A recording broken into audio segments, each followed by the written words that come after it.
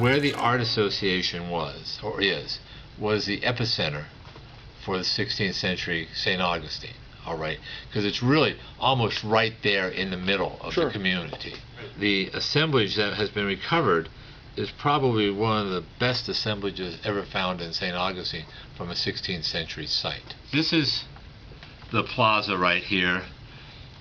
This is where you're at right here, Cadiz Street. Okay.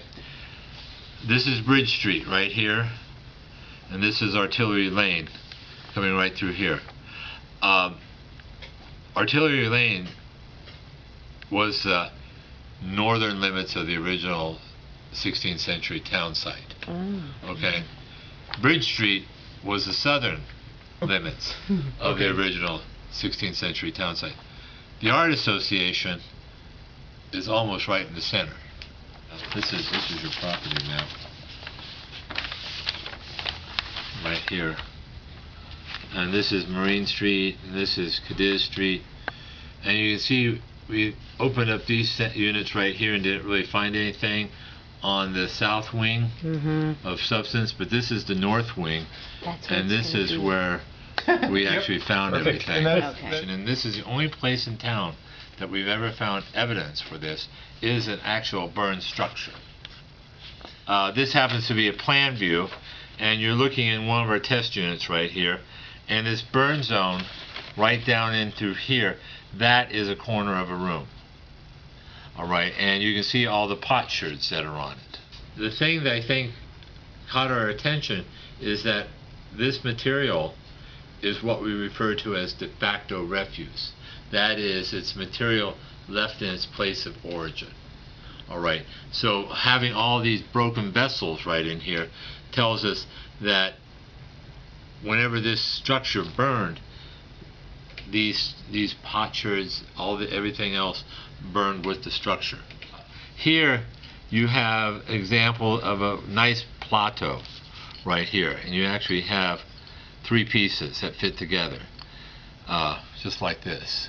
You also have examples that came out of this area of olive jars, and this happens to be the body of an olive jar fitting right like that. You can kind of see how the two pieces intersect.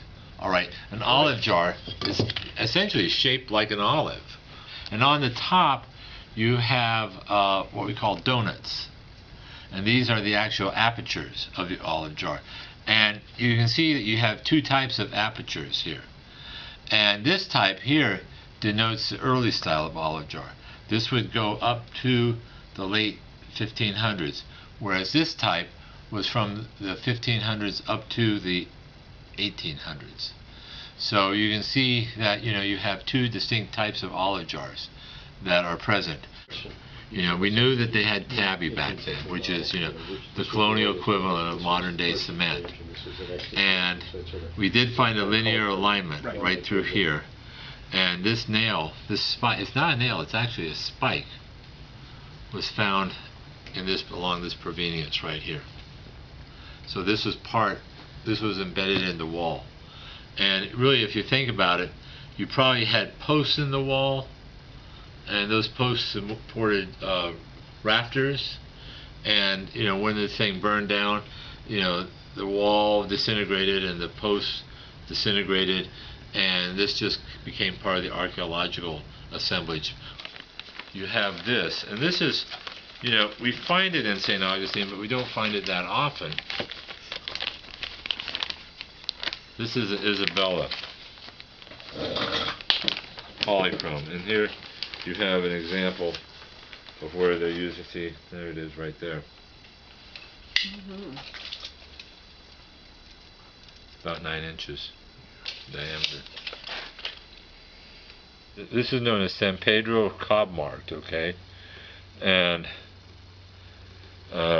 this is the type of pottery that they found up around the mouth of the St. Johns River, like Native American pottery, indigenous pottery from this area, okay, whereas the other one would be from the Jacksonville area.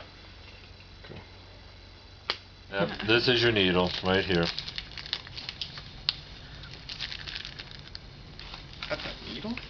Oh, That's a sure canvas is. needle. Normally you find a few potsherds here and there, maybe some animal bone, etc. But the total assemblage that we have here is unparalleled. So whatever the conflagration that is occurring is pretty substantial. And what happens in the 16th century? Drake comes in. Yeah. And he burns the town down. And there's actually that map that illustrates Drake's raid. So that's why I think we're dealing with an actual archaeological signature of the 1586 raid on St. Augustine.